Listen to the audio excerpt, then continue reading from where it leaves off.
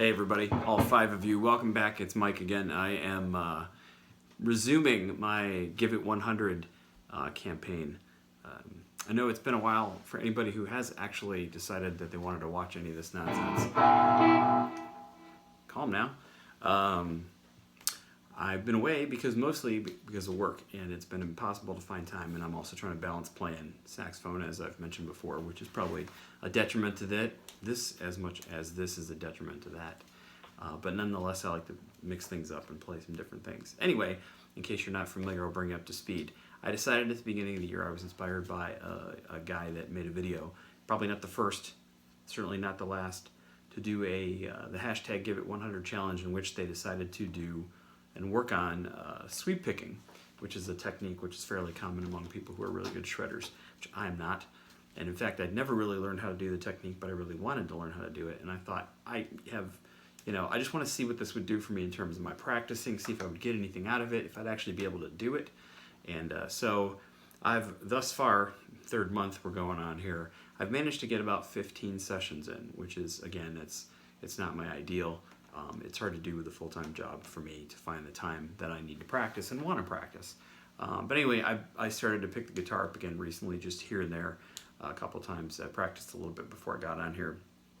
Some of the same things technique-wise that have been bugging me have been a general unfamiliarity with the fretboard. I've probably played this a few thousand times, this same pattern that I'm going to demonstrate.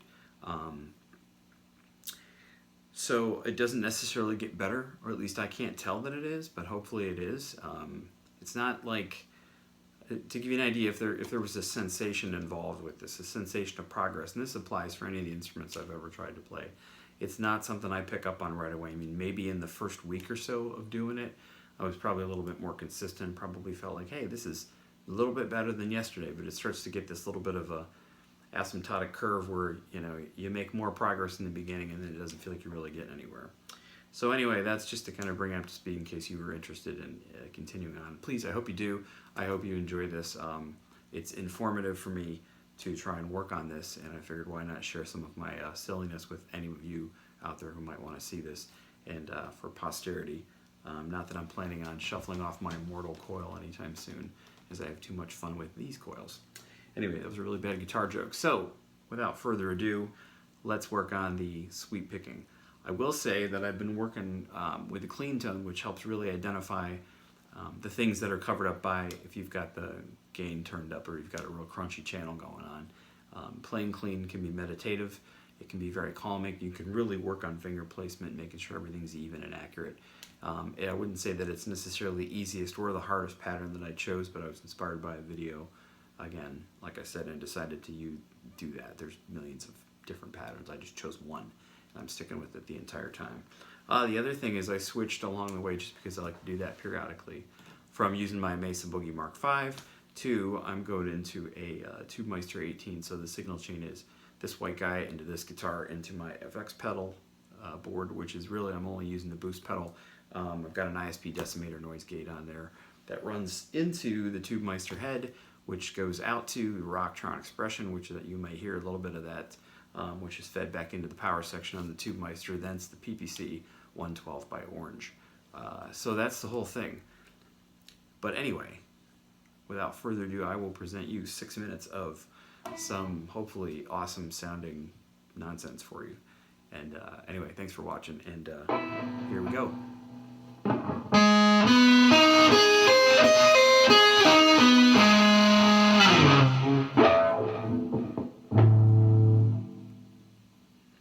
I always like to practice with a timer because that lets me know exactly how much time I got left in my session, and also I shall use my metronome.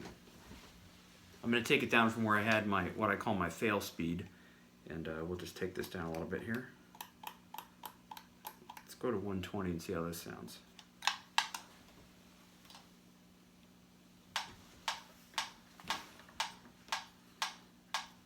Without further ado.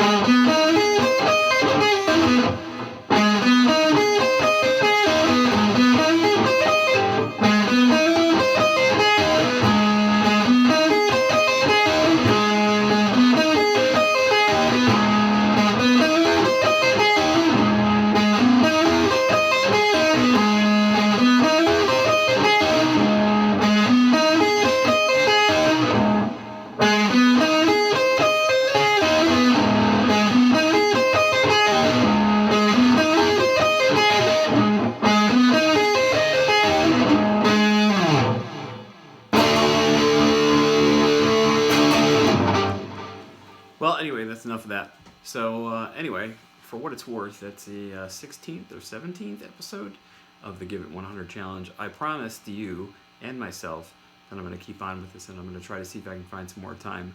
Hopefully work is not going to be too terrible, and I will have the time to practice a little bit more. I do the best I can with what I have, and I'm enthusiastic about being able to do something like this, because to me it's really, really cool. So anyway, thanks again for watching, and I hope you have a great day, evening, whatever time zone you might be in. So we'll see you next time.